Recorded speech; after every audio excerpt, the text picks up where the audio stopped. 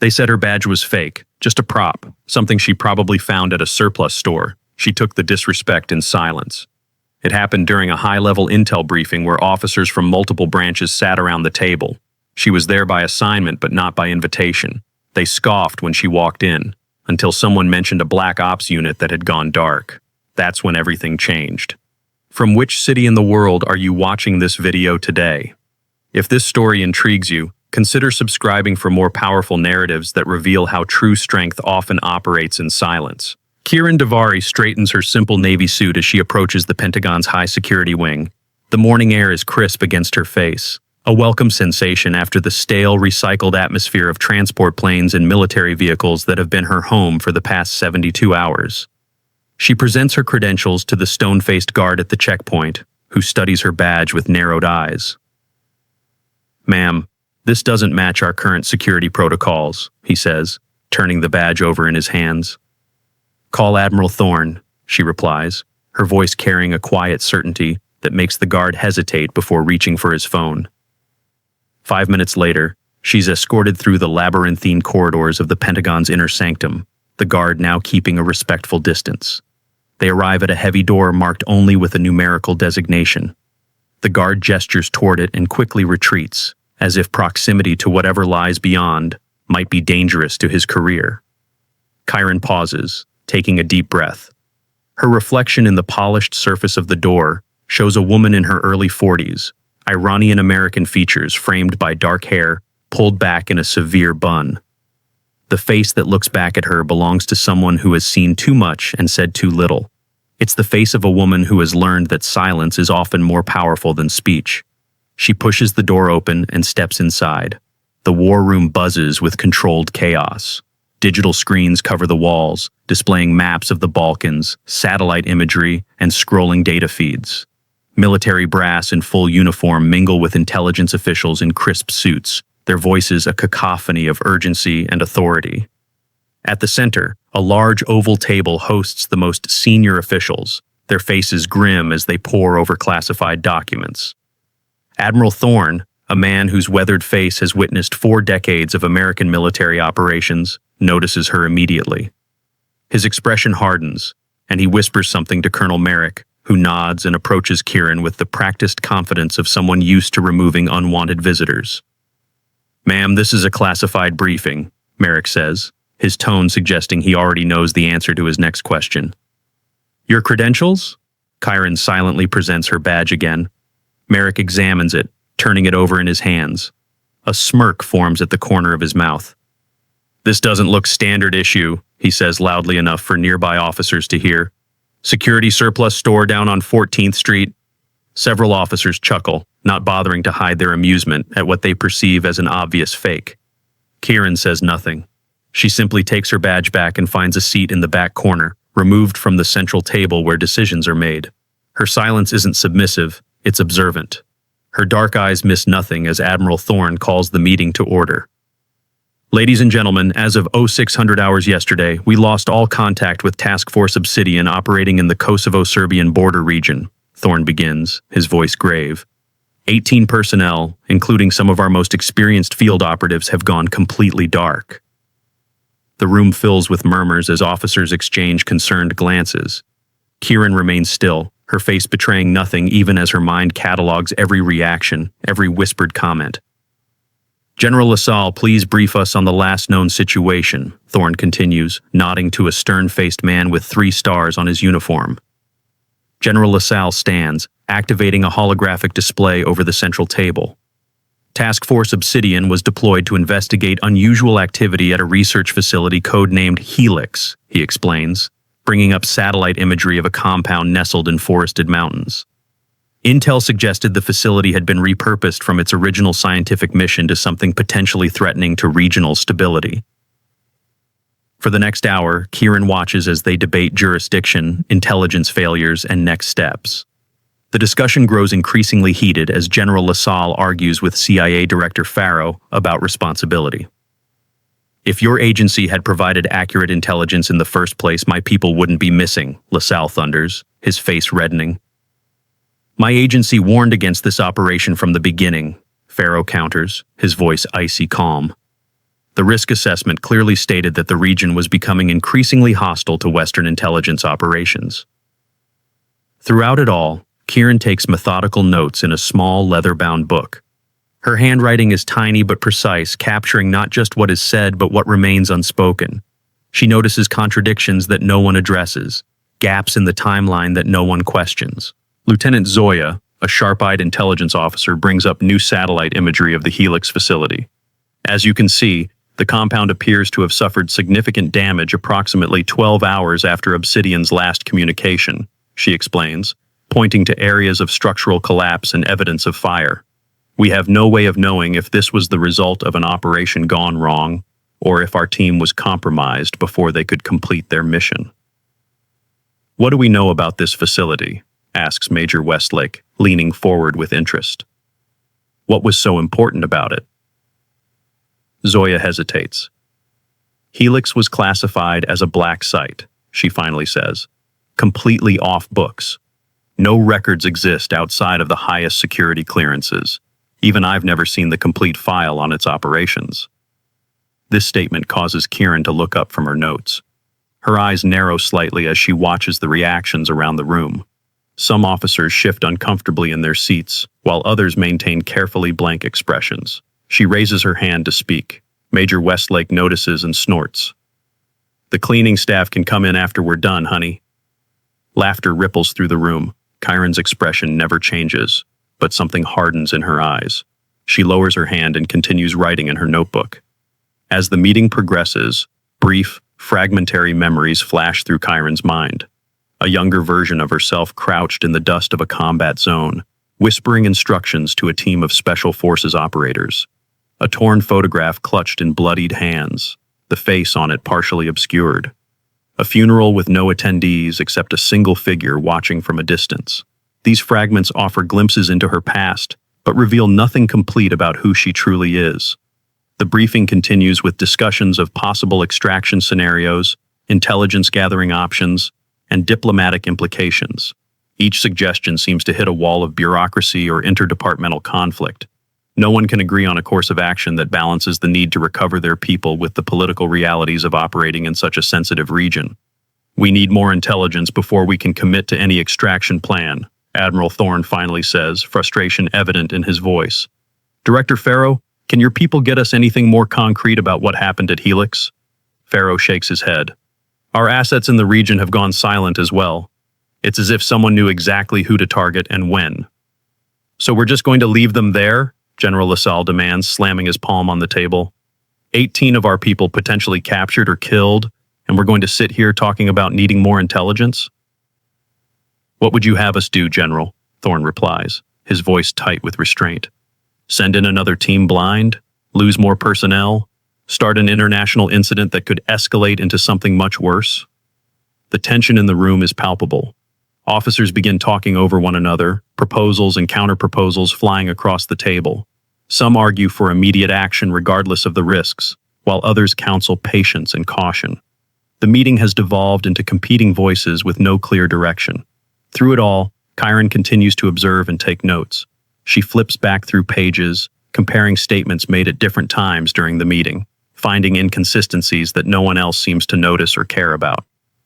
Her pen moves swiftly, making connections between disparate pieces of information. Finally, as the briefing reaches the 2-hour mark with no resolution in sight, Admiral Thorne throws up his hands.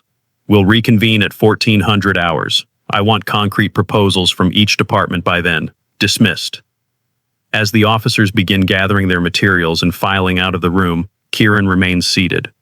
She waits until most have left before approaching the central table where Admiral Thorne and a few senior officers still remain, discussing options in lowered voices. When she draws near, Colonel Merrick notices her first. Do you need something? He asks dismissively. Kieran says nothing. Instead, she reaches into her simple leather messenger bag and withdraws a thick file bound in black leather. Without a word, she places it in front of Admiral Thorne. The file bears no label, no classification markings, just a small embossed insignia that causes Thorne's eyes to widen in recognition. The room goes completely still as all conversation ceases. The remaining officers turn to stare at the black file, then at the woman who produced it. Gentlemen, Thorne says quietly, I believe this meeting isn't over after all. The room quiets as the remaining officers stare at the black file. Admiral Thorne does not touch it immediately, instead studying Kieran with new interest. "What is this?" he asks, voice stripped of its earlier authority. Kieran maintains her silence as Thorne finally reaches for the file, opening it with careful hands as if handling an explosive device. Inside are high-resolution satellite photos, precise coordinates, and operational details of Helix, the facility that supposedly had no records. The pages reveal surveillance data spanning 18 months, tracking communications between supposed allies and known hostile assets. Thorne pages through the file, his face growing paler with each turn. The other officers crowd around, trying to glimpse its contents. Colonel Merrick, looking over Thorne's shoulder, lets out a low whistle. "This is impossible," he murmurs. "These records were purged from all systems." The final section contains personnel files, including photographs of everyone present in the meeting room, with security clearances and background notes in Kieran's precise handwriting. Detailed annotations highlight inconsistencies in their service records, unexplained absences, and communications with questionable contacts. Thorne looks up from the file, his expression unreadable. "Clear the room," he orders. Everyone except Colonel Merrick, General LaSalle, and Director Farrow. The junior officers exit quickly, casting curious glances at Kieran as they depart. When the door closes behind the last of them, Thorne gestures to an empty chair at the table. "Please sit, Commander," he says, using the title for the first time. Kieran takes the offered seat, her posture perfect, hands folded calmly on the table. The silence stretches for several seconds before she finally speaks. "You've had a leak for 18 months, she says, her voice quiet but carrying absolute authority. "Your Obsidian team wasn't compromised. They were deliberately sacrificed." General LaSalle bristles. "That's a serious accusation." "It's not an accusation," Kieran replies. "It's a fact." She reaches across the table and turns to a specific page in the black file. These satellite images show a convoy arriving at Helix 6 hours before Obsidian made contact. The same convoy appears here, leaving 12 hours later. She points to another image. "The timeline in your official report is deliberately falsified." "And how exactly would you know this?" Director Farrow asks, his voice carefully neutral. Instead of answering directly, Kieran produces a small memory drive from her pocket and places it on the table. "They were retrieving this." The four men stare at the innocuous device. Thorne makes no move to touch it. "What's on it?" he asks. "The complete operational history of Helix," Kieran says, "including its transition from a legitimate research facility to a black site laundering intelligence operations through 3 separate agencies." Colonel Merrick leans forward, skepticism written across his features. "And we're supposed to take your word for this? A woman with a questionable badge who appears out of nowhere with classified information that shouldn't exist?" Admiral Thorne raises a hand to silence him.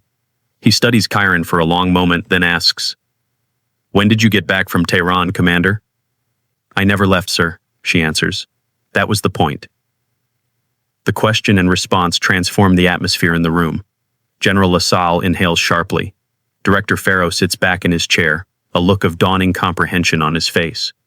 Colonel Merrick appears confused, but the others clearly understand the significance of what has just been revealed. "Phoenix," Farrow whispers, the code name hanging in the air like smoke. Kieran neither confirms nor denies the identification, but her silence is answer enough.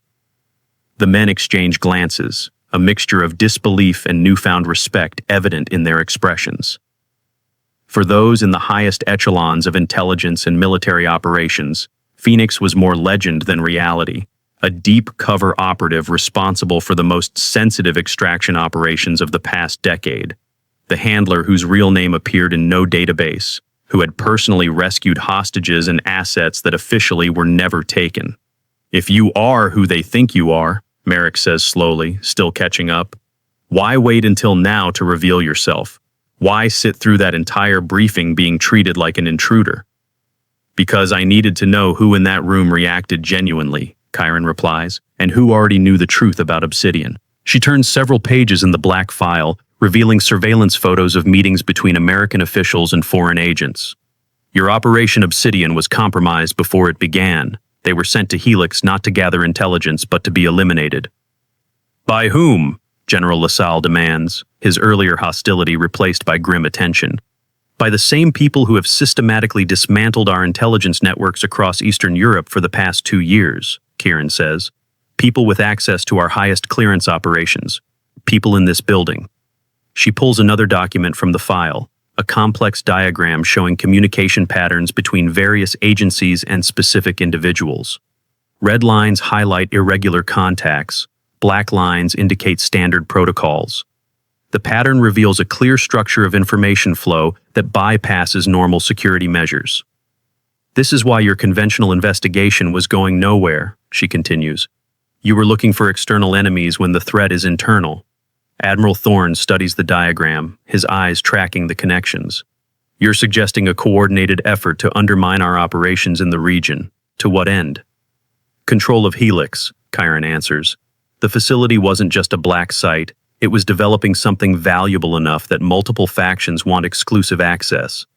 She turns to another section of the file, revealing technical schematics for an advanced surveillance system, unlike anything currently acknowledged in public or private sector development. Project Obsidian wasn't named for the team, she explains. The team was named for the project, a quantum-based communications interception capability that could penetrate any security protocol currently in existence. The implications sink in around the table. Such technology would render all existing encryption obsolete, exposing every secure communication system in the world. If this fell into the wrong hands, Director Farrow says slowly, the intelligence advantage would be incalculable. Which is why 3 members of Obsidian went off-grid rather than returning to base when they realized they'd been set up, Chiron says. They're still alive, in hiding, with the core components of the prototype. This revelation brings all 4 men to full alertness. You've made contact? Thorne asks sharply. Not directly, Chiron replies. But I've been tracking their emergency protocols since they disappeared. They're moving north through Kosovo, avoiding main roads and population centers. They have enough supplies for 4 more days at most. And the rest of the team? General LaSalle asks, his voice tight with concern for his personnel. Kieran's expression softens slightly, the first change in her composed demeanor since entering the room. The rest of the team executed their final contingency protocol when they realized they were surrounded. They destroyed all sensitive materials and equipment before they were taken. The implication hangs heavily in the air. Those team members are almost certainly dead. So we have 3 survivors with critical technology, running from an enemy who has infiltrated our command structure, Thorne summarizes. And we have no way of knowing who can be trusted with this information. That's why I came in person, Chiron confirms. Digital communications aren't secure, not with what Obsidian can do. Colonel Merrick, who has been studying the personnel files more closely, looks up with narrowed eyes. These surveillance notes on our staff, some of these go back years. You've been watching us all this time? Not me personally, Chiron answers. But yes, certain individuals have been under observation since anomalies in their behavior were first detected. And you expect us to believe that you've operated without oversight all this time? Merrick presses. That you've compiled this level of intelligence on American personnel without authorization? My authorization comes from a level you don't have clearance to know about, Colonel, Kieran replies calmly. But if you need reassurance, she turns to Admiral Thorne, the Admiral can confirm my status. All eyes turn to Thorne, who has been unusually quiet. He closes the black file and places his hands flat on its surface.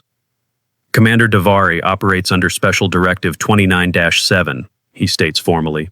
Her operational authority in matters relating to compromise of critical intelligence assets supersedes all standard command structures.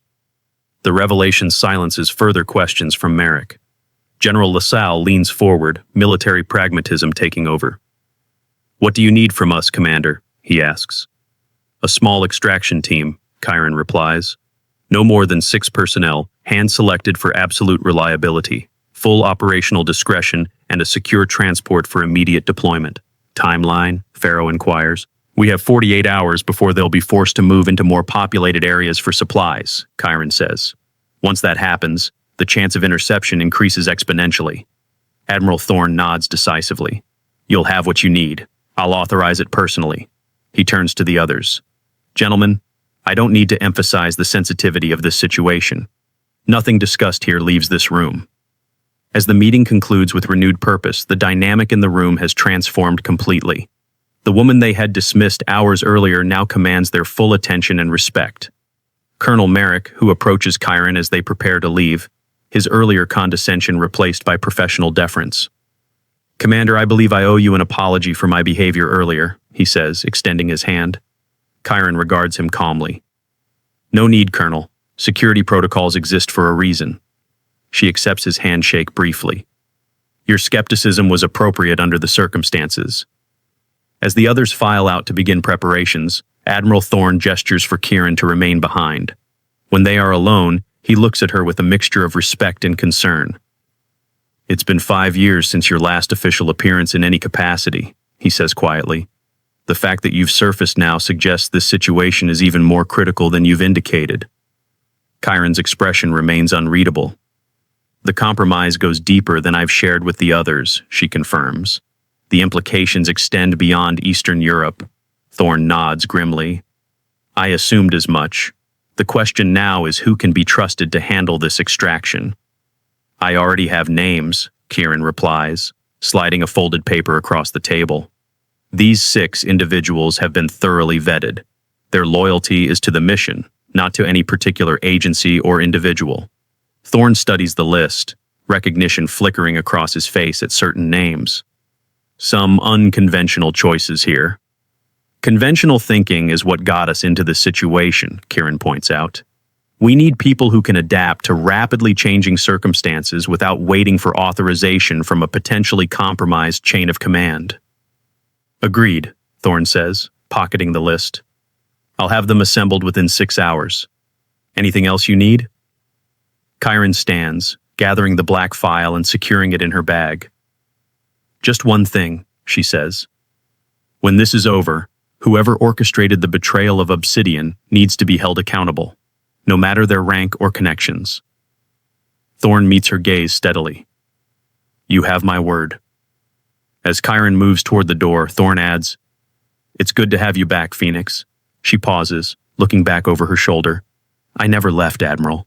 That's what they never understood." 6 hours later, Kieran walks through the Pentagon's underground parking complex, her footsteps echoing in the cavernous space. She's changed from her navy suit into tactical clothing, black cargo pants, a fitted long-sleeve shirt, and a lightweight jacket with multiple concealed pockets. Her badge, the object of earlier mockery, now hangs from a chain around her neck, the embossed insignia catching the fluorescent light. Colonel Merrick waits beside a nondescript SUV, his earlier skepticism replaced by professional efficiency. He hands her a secure tablet. "Your team is assembled and waiting at Andrews. Transport is fueled and ready. Projected arrival at the extraction zone is 0400 local time." Kieran reviews the information, nodding slightly. "Any complications?" "Nothing significant," Merrick replies. "General LaSalle wanted to add 2 of his personal security detail to the team. Admiral Thorne overruled him." "Good," Kieran says, returning the tablet. "The smaller the footprint, the better our chances." Merrick hesitates, then asks the question that's clearly been bothering him. "How long have you known about the compromise within our ranks?" "Long enough to ensure they think they're winning," she answers. "Until today." Before Merrick can respond, another vehicle enters the parking area, a black sedan with diplomatic plates. It stops several spaces away, and Admiral Thorne emerges from the back seat, carrying a secure briefcase. "Your final authorization and emergency protocols," he says, approaching them and handing the case to Kieran. "Authenticated at the highest level. This gives you complete operational discretion and priority clearance across all branches." Kieran accepts the case with a nod of acknowledgement. "Thank you, Admiral." "There's something else you should know," Thorne adds, his voice lowered. "We've detected unusual data traffic from within the Pentagon network in the last hour. Someone knows you're here, and they're nervous." "That works to our advantage," Chiron replies. "Nervous people make mistakes." Thorne's expression remains grave. "Be careful, Commander. The kind of people who would sacrifice an entire special operations team won't hesitate to add one more name to the list." "I'm counting on that," Kieran says, a hint of steel entering her voice. "The best way to expose a trap is to trigger it." Thorne studies her for a moment, then extends his hand. Good hunting. As Kieran drives away with Merrick, the colonel glances at her with newfound respect. The stories about Phoenix, he begins tentatively. Are they true? Depends on which stories you've heard, she replies, eyes on the road. That you extracted a high-value defector from North Korea by posing as a Chinese trade delegate for 3 weeks.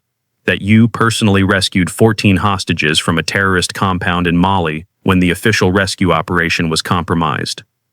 Kieran's expression doesn't change. Some operational details get exaggerated in the retelling. But the core of those stories, Merrick presses, the impossible extractions, the deep cover operations no one else would attempt, that part is true. What matters now is getting those 3 survivors home, Kieran replies, effectively ending the conversation. They arrive at Andrews Air Force Base as sunset paints the sky in deepening shades of orange and purple. A C-17 Globemaster sits on the tarmac, its massive form silhouetted against the fading light. Ground crew move efficiently around the aircraft, completing final preparations for departure.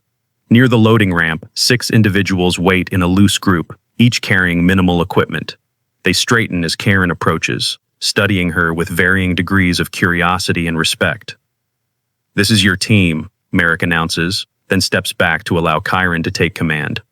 She surveys the group, 2 women and 4 men, representing different branches of the military and intelligence services. Each was selected not for rank or official credentials, but for specific skills and unwavering loyalty to principles above politics. You've all been briefed on the basics, Kieran begins, her voice carrying easily despite its quiet tone. 3 survivors from Task Force Obsidian are hiding in hostile territory with critical technology. Our job is to get them out. She looks at each team member in turn. What you haven't been told is that Obsidian was betrayed from within our own command structure. We cannot use standard communication channels or follow normal extraction protocols. From this moment, we operate completely off the grid. A tall woman with close-cropped blonde hair steps forward. Lieutenant Alari, ma'am, Army Special Forces. If we're compromised at that level, how can we be sure this mission itself isn't another trap? It's a good question. Exactly what Kieran would ask in their position. Because I personally verified each of your backgrounds before adding you to this team, she answers. And because Admiral Thorne has authorized this operation outside the normal chain of command. She opens the secure case Thorne provided, removing 6 specialized communication devices. These operate on an encrypted frequency that changes every 30 seconds. They're keyed to each other and nothing else. If anyone tries to intercept or trace these signals, all units will automatically purge. As she distributes the devices, a wiry man with the watchful eyes of a career intelligence officer examines his thoughtfully. These aren't standard issue. I've never seen this technology before. That's the point, Major Quinto, Kieran replies. Neither has anyone who might be tracking us. The team boards the aircraft, settling into the Spartan interior designed for function rather than comfort. As the massive engines roar to life, Colonel Merrick approaches Kieran one last time. Commander, I'll coordinate your extraction corridor for the return flight, he says. Just give the word when you have the package secure. Kieran studies him carefully. Despite his earlier skepticism, Merrick has been nothing but professional since learning her identity. Still, caution has kept her alive through years of deep cover operations. We'll make contact when we're airborne with the survivors, she says. Not before. Merrick nods, accepting the implicit message. Trust remains a limited commodity. Good luck, he says simply, then descends the loading ramp. As the C-17 taxis toward the runway, Kieran takes a seat slightly apart from the others, opening her leather-bound notebook. She makes a few brief notes, then turns to a fresh page and begins sketching the terrain they'll be operating in, preparing mentally for what lies ahead. The flight to their insertion point near the Kosovo-Serbian border takes 7 hours. During that time, Kieran briefs the team on the specific challenges they'll face: mountainous terrain, multiple hostile factions, and the likelihood of sophisticated surveillance. She shares only what each team member needs to know, a compartmentalization strategy that has served her well in previous operations. As they approach the drop zone, Lieutenant Alari takes the seat beside Kieran. For several minutes, she says nothing, simply checking her equipment with practiced efficiency. Finally, she speaks in a voice too low for the others to hear. "Commander, my brother was in Kandahar 3 years ago," she says, eyes focused on securing her tactical vest. "Alpha Company, 3rd Battalion." Kieran continues her own preparations, giving no indication that the reference means anything to her. "He told me a story," Ilari continues, "about how his unit was cornered by insurgents after their extraction was compromised. They were outnumbered, running out of ammunition, when a civilian woman appeared out of nowhere and led them through a route no one knew existed." She pauses, then adds, "He said she wore a badge unlike anything he'd ever seen. Not military, not intelligence, something else entirely." Now Kieran looks up, meeting Ilari's gaze directly. "Your brother made it home safely," she says. "It's not a question." "He did," Ilari confirms, "along with 17 others who shouldn't have survived that day. He never knew her name, but he described the same badge you're wearing now." Kieran says nothing, but her silence is acknowledgement enough. "I just wanted you to know," Ilari finishes. "Whatever happens out there, I understand what you do, what it costs." The aircraft begins its descent, the pilot's voice coming over the intercom to announce 30 minutes to the drop zone. The team performs final equipment checks, the atmosphere tense but focused. Major Quinto, the intelligence officer, approaches with updated satellite imagery on a secure tablet. "We've identified 3 possible locations where the survivors might be hiding, based on the patterns you provided," he says, indicating areas marked on the digital map. "All are remote, defensible positions with multiple escape routes." Kieran studies the locations, mentally calculating distances and terrain challenges. "They'll be at the 3rd site," she says with certainty. "It's the only one with a clear view of both the valley approach and the border crossing. They'll want to monitor movement patterns before attempting to cross."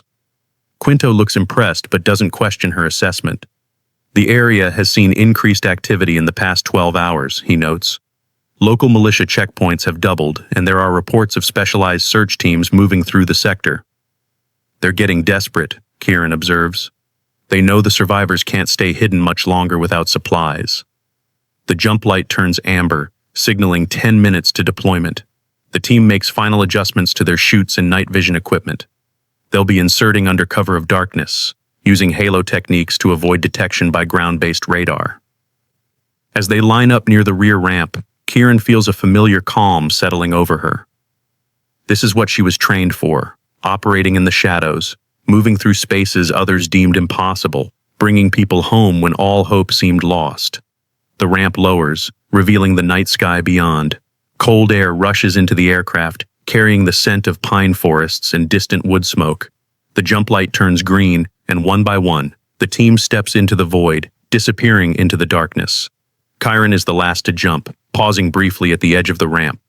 Below her lies a country torn by old hatreds and new power struggles, where loyalties shift like the wind and trust is a luxury few can afford. Somewhere in those forests, 3 Americans are running for their lives, carrying technology that could reshape the balance of global power. She steps forward into the night, free-falling through clouds illuminated by starlight. After the appropriate interval, she deploys her chute, the sudden deceleration familiar and almost comforting. As she guides her descent toward the designated landing zone, Kieran's mind is already plotting their next moves, calculating contingencies, preparing for whatever awaits them on the ground. The extraction team lands without incident, quickly gathering their chutes and concealing all evidence of their arrival. Using hand signals to minimize noise, Kieran directs them toward the 3rd location she identified. They move through the forest like ghosts, their progress invisible to the untrained eye. Dawn breaks as they approach the abandoned hunting cabin Kieran believes shelters the survivors. She signals the team to establish a perimeter while she and Lieutenant Ilari advance to make contact. The cabin appears deserted, but subtle signs, recently disturbed earth near the entrance, a carefully positioned branch that would snap if disturbed, tell Kieran that someone has been here recently. She approaches openly, hands visible, knowing that desperate and cornered operators might shoot first and ask questions later. "Obsidian," she calls softly. "Phoenix has landed." For several seconds, nothing happens. Then the cabin door opens slightly, and a haggard face appears in the gap. "Authentication protocol," a hoarse voice demands. "Midnight ravens fly southward in winter," Kieran responds with the current emergency extraction code. The door opens wider, revealing a man in tattered combat gear, his face gaunt from days of minimal rations and constant vigilance. Behind him, two more figures emerge from the shadows, weapons ready but lowered upon seeing Chiron's badge. "Commander," the first man says, relief evident in his voice. "We thought no one was coming." "We always come for our people," Chiron replies, "even when others say you don't exist." 6 hours later, a military transport plane touches down at Andrews Air Force Base. Unlike the secretive departure, this arrival includes a small reception committee, Admiral Thorne, General LaSalle, and a medical team standing by to receive the rescued operators. As Kieran descends the ramp, the three survivors walking behind her, she notices the subtle change in atmosphere. The same officers who had dismissed her badge now stand at attention. The smirks and whispers have been replaced by respectful nods and careful distance. General LaSalle steps forward to greet his recovered personnel, genuine emotion breaking through his usually stern demeanor. "Welcome home," he says simply, clasping each operator's shoulder in turn. Admiral Thorne approaches Kieran. "Mission accomplished, Commander," he says. "The technology?" "Secure," she replies, indicating a specialized container carried by Major Quinto. "The prototype is intact, along with complete documentation of who was involved in the attempt to acquire it." Thorne nods, satisfaction evident in his expression. "There will be consequences," he promises quietly, "at every level." As the medical team leads the survivors toward waiting ambulances, Lieutenant Ilari approaches Kieran. "What happens now, Commander?" "Now," Kieran says, watching the survivors being cared for, "I disappear again, and all of this becomes another classified file that never officially existed." "And them?" Ilari asks, nodding toward the survivors. "After what they've been through, what they know." "They'll be protected," Kieran assures her. "New identities, new assignments far from anyone who might recognize them. Their families will be told they died in service." Ilari considers this. "Another sacrifice no one will ever know about." "That's the job," Kieran says simply. "Sometimes the most important victories are the ones that never make the headlines." As the team disperses, Kieran walks toward a waiting car, her mission complete. Colonel Merrick intercepts her, extending his hand. "Commander Davari," he says, using her actual name rather than her code name. "I owe you an apology for how I treated you when you first arrived." Kieran accepts his handshake briefly. "No apology needed, Colonel. You were doing your job. If you ever need support in the future," Merrick offers, "you have allies here now." Kieran gives him a measured look. "I'll remember that."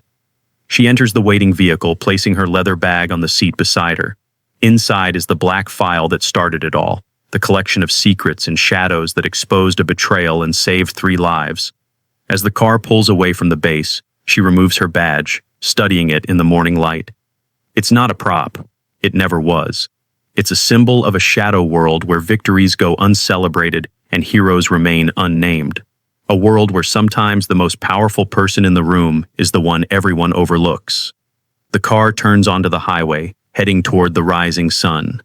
By nightfall, Commander Kieran Davari will have disappeared again, becoming another ghost in the machinery of national security. But she'll be watching, waiting, ready to emerge from the shadows when needed, because that's what Phoenix does. She rises when all seems lost, carries the burden others cannot bear, and then returns to the ashes, waiting for the next time the world needs her particular brand of invisible heroism.